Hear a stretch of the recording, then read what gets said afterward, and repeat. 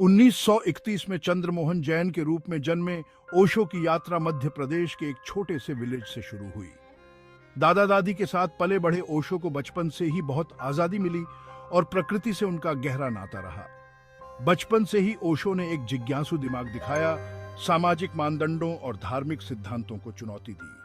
उनके शुरुआती जीवन के अनुभवों ने उनके अंदर विद्रोह और सच्चाई के लिए एक गहरी चाहत के बीज बो दिए। एक प्रतिभाशाली छात्र, ओशो ने पढ़ाई में, खासकर फिलॉसफी शास्त्र में बहुत अच्छा प्रदर्शन किया। उन्होंने निडर होकर प्रोफेसरों के साथ बहस की, स्थापित मान्यताओं पर सवाल उठाए। सच्चाई की उनकी तलाश किताबों से परे थी। उन्होंने ध्यान में डुबकी लगाई और विभिन्न आध्यात्मिक परंपराओं का पता लगाया। यह दौर एक महत्वपूर्ण मोड़ था, क्योंकि ओशो ने जागरूकता की गहरी अवस्थाओं का अनुभव करना शुरू कर दिया था, जिससे उनकी भविष्य की शिक्षाओं को आकार मिला। फिलोसॉफी शास्त्र में डिग्री हासिल करने के बाद ओशो ने एक अनोखे रास्ते पर चलने का फैसला किया। उन्होंने एक प्रतिष्ठित प्रोफेसर की नौकरी ठुकरा दी और पूरे भारत की यात्रा करने का फैसला किया। उन्होंने प्रवचनों में भाग लिया, निडर होकर पारंपरिक धार्मिक नेताओं को चुनौती दी। उनकी गतिशील बोलने की शैली और प्राचीन ग्रंथों की क्रांतिकारी व्याख्याओं ने दर्शकों को मंत्रमुग्ध कर दिया, जिससे हजारों लोग उनकी बातें सुनने के लिए आकर्षित हुए। ओशो सिर्फ शिक्षा नहीं दे रहे थे, वह एक आध्यात्मिक क्रांति की शुरुआत कर रहे थे। ओशो की शिक्षाएं पूर्वी रहस्यवाद और पश्चिमी दर्शन का मिश्रण थीं, जिन्हें बुद्धि और हास्य के साथ प्रस्तुत किया जाता था। उन्होंने ध्यान पर जोर दिया, जो आंतरिक शांति और आत्म साक्षात्कार की कुंजी है। उन्होंने पारंपरिक नैतिकता को चुनौती दी, जागरूकता और प्रामाणिकता के साथ जीने की वकालत की। कामुकता, प्रेम और रिश्तों पर उनके विचार विशेष रूप से विवादास्पद थे, सामाजिक वर्जनाओं को चुनौती देते थे और व्यापक बहस छेड़ते थे। 1989 में चंद्रमोहन जैन ने ओशो नाम धारण किया। यह शब्द औषणिक से लिया गया है। यह अहंकार को भंग करने और अस्तित्व की विशालता में विलीन होने के उनके दृष्टिकोण का प्रतीक था। ओशो नाम अध्यात्म के प्रति उनके क्रांतिकारी दृष्टिकोण का पर्याय बन गया, जिससे दुनिया भर के साधक आकर्षित हुए। ओशो की शिक्षाओं ने भौगोलिक सीमाओं को पार कर लिया। उन्होंने दुनिया भर में आश्रम और ध्यान केंद्र स्थापित किए, जिससे विविध अनुयायी आकर्षित हुए।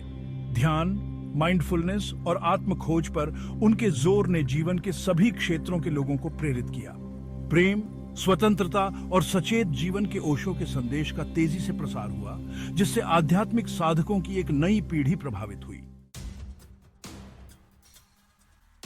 विवाद और टकराव बदलाव का कारण। ओशो के अपरंपरागत विचारों और मुखर स्वभाव के कारण अक्सर विवाद होते रहे।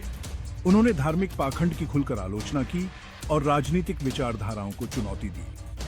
उनकी टकराव की शैली, जबकि कुछ के लिए परेशान करने वाली थी, ने संवाद को जन्म दिया और स्थापित मानदंडों को चुनौती दी।